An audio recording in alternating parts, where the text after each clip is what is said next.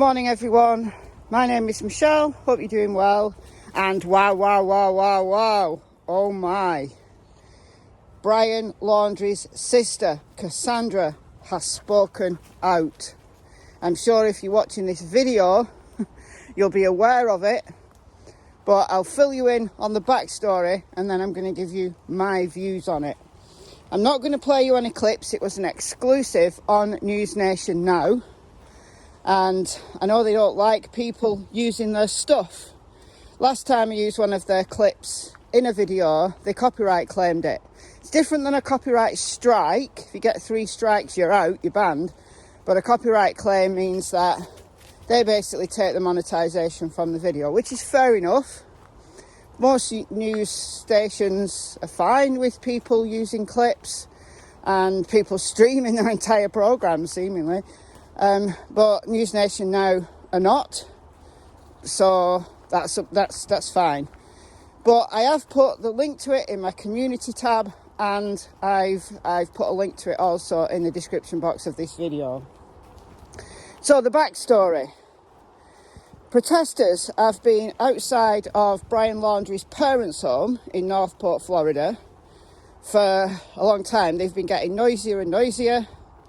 Yesterday at 3 p.m. Eastern, a plane flew over for a whole hour saying justice for Gabby, TikTok time is up or something like that. So these protesters they mean business. And some of them in the last few days have been also going to Cassandra's home, Brian's sister. She calls herself Cassie, but my dog is called Cassie. Where is she? She's there. So I'm just going to call her by her full name, Cassandra, to avoid any confusion.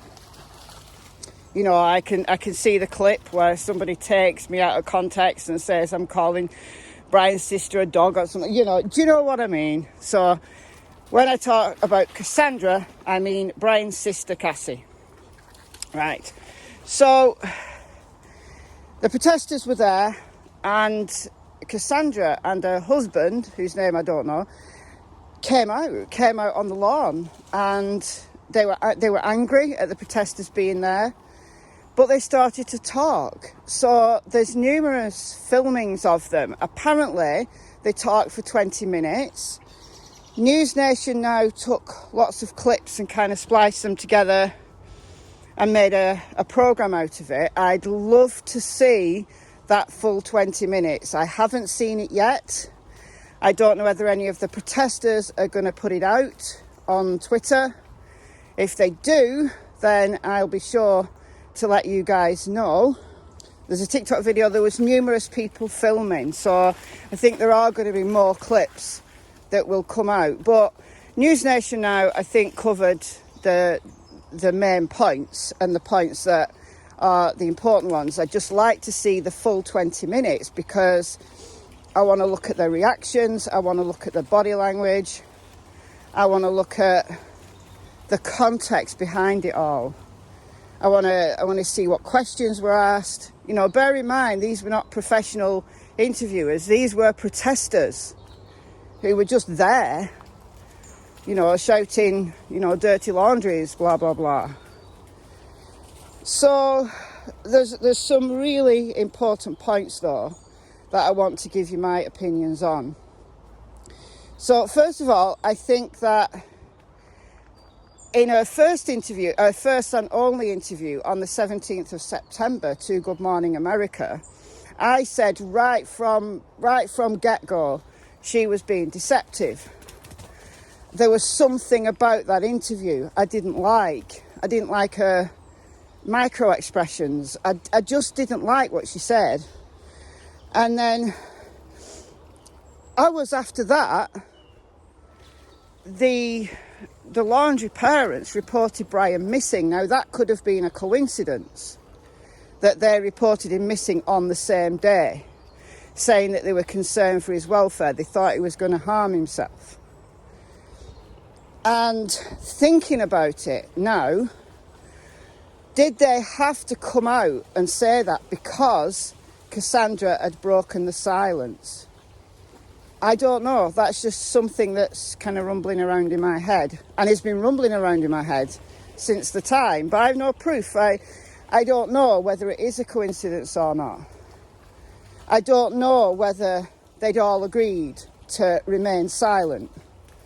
And Cassandra has broken that agreement. And I wonder, and bear in mind this is all my opinion, I wonder whether her parents are not speaking to her now because she did break silence and she spoke on Good Morning America. And everything about the search for Brian and trying to cover up for him, everything has come from that. Let me know what you think about that viewpoint. Could that be valid? Let me know in the comments. I'm going to bring wellies one day and I'm going to go in there and see how deep it is. I have got wellies, guys. I just don't like wearing them. I don't like the feel of them on my feet. Anyway, so she said she does not know if her parents are involved. She also said she doesn't know if Brian killed Gabby. She stood the whole time with her arms folded. She was very uncomfortable. She sounded upset. She sounded angry. The husband had a more open body posture, perhaps because he knows he's got less to lose. I don't know. But I think essentially the main points, I think she's telling the truth in the main. That she said, and this is on the TikTok video, she said she's in the boat where her parents are ignoring her. And again, I wonder whether that's because she broke the silence that they'd agreed. Her parents are ignoring her, and the family's attorney, who does not represent her, has thrown her under the bus. And he has. Stephen Bertolino has thrown her under the bus because the media's gone mad. I've talked about it in videos. That he put out a tweet a few days ago saying that Cassandra saw Brian on the 1st, which she has confirmed. She saw him on the 1st. They came to her home with Brian in the Mustang, not in the van. She claims she doesn't know that the van came back without Gabby. That may or may not be true. But they came to her home on the 1st, so Stephen Bertolino told us that. That's truthful, according to Cassandra. And then on the 6th, they spent 6 hours at Fort de Soto campground between 2 p.m. and 8 p.m. Why did they go there? Just to spend the afternoon, just to hang out with the parents, to hang out with Brian. They've got kids themselves. I think they've got 2 kids. I do feel for those kids, guys. I really do feel for those kids. So they went there to hang out for the day. Now, she doesn't say what they talked about. She said they talked about nothing of consequence. He didn't mention Gabby. I don't believe that. I think that's a lie, or at least a half-truth. I think that could be the day when the plan was decided, and perhaps, if my opinion is true, and again, just my opinion, that they all agreed to lawyer up and say nothing for as long as possible. And then that lasted until the 17th, when maybe Cassandra felt guilty. Maybe she's truthful when she said she thought of Gabby as a sister, and she feels she's lost her brother, she's lost her parents because they're ignoring her. Does she really mean she's lost her parents because she knows they're in it up to their necks, and she's lost her brother because she knows he's in it up to his neck? Saying I don't know to do you think your parents are involved, and do you think Brian killed Gabby? Not very confident, is she, that they're not? Maybe she doesn't know the details. But maybe she does. So maybe she's still protecting her parents and Brian in a way, but breaking that silence now She's saving herself, and quite rightly so, because I think the lawyer, Stephen Bertolino, has thrown her under the bus. He has. He doesn't represent her. I think he's one of these cutthroat guys who's going to represent his clients. They're probably paying him handsomely. And he's going to do everything he can. And maybe she's been thinking that they're going to pin it all on her. The media's been saying that it's her that's helped him. These sightings in North Carolina, you know, the guy, the hiker, Dennis Davis, said he saw Brian. He's 99.99999% sure. The 911 call is out. So he said that Brian was in a Ford truck, pickup truck, a white one, and he's 99.999% sure that it was Brian. And the media has gone wild, speculating that it's Cassandra, who's helping him. Dennis Davis says that Brian is heading for California. I don't know. I don't believe it. There's something about that call. I don't believe it. I don't think he's lying. I just think that if anybody, you know, there's all these sightings, and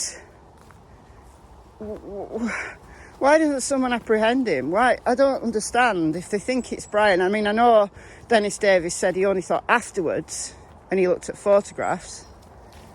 But look at the distinguishing features, right? The most distinguishing feature for me, and I'll put you a photo of it, is on his hands he's got like tattoos. He's got a tattoo on his middle finger. And how is he going to hide that? He's going to have to wear gloves all the time, or he's going to have to put makeup on to hide it.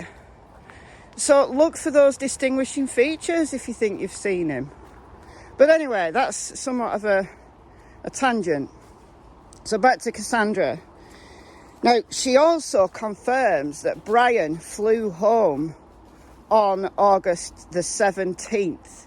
Now, somebody from Gabby's family had said this, and nobody could confirm it. I couldn't confirm it. The media didn't talk about it. The police are very, very tight-lipped on everything. So they haven't confirmed it. But she said yes, and she saw him during that time. She's not sure what day he flew back to Utah.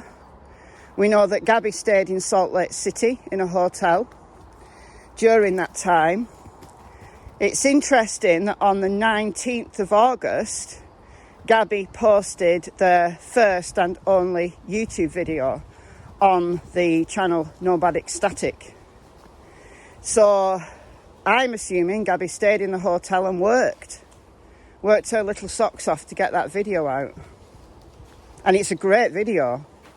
You know, she's obviously a very creative person, lots of footage. She wanted to make her social media something special, and it could have been. But Brian was jealous, he was controlling, he didn't believe in her. She deserves so much better, my God. Cassandra. There are a few more things she said, but I'll let you watch the News Nation now clips for yourself. Do I think she's going to speak more? I don't know. I mean, I hope she does. I hope she does formal interviews with the press who can get it on record exactly what she said and what she knows, or what she's willing to say. I hope very much she does. I mean, I feel so sorry for her kids. You know, she said that they've cried for 3 days straight. And, you know, she's saving herself for her kids. But she needs to come clean. Now, she does say that she's told everything that she knows to the FBI. So perhaps she has told everything she knows to the FBI. And she was annoyed yesterday, and they just made this decision that they were going to come out and speak to the protesters. But as long as she's told everything she knows to the FBI, then I'm good with that, as long as she's been completely honest.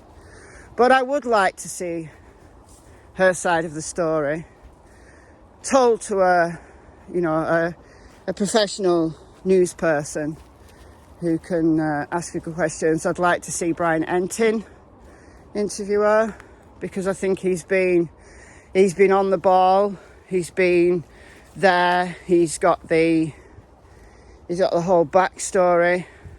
Yeah, wow. I was just about to go to bed, you know, and then I saw it kind of start unfolding on Twitter. So I've been following some of the protesters on there.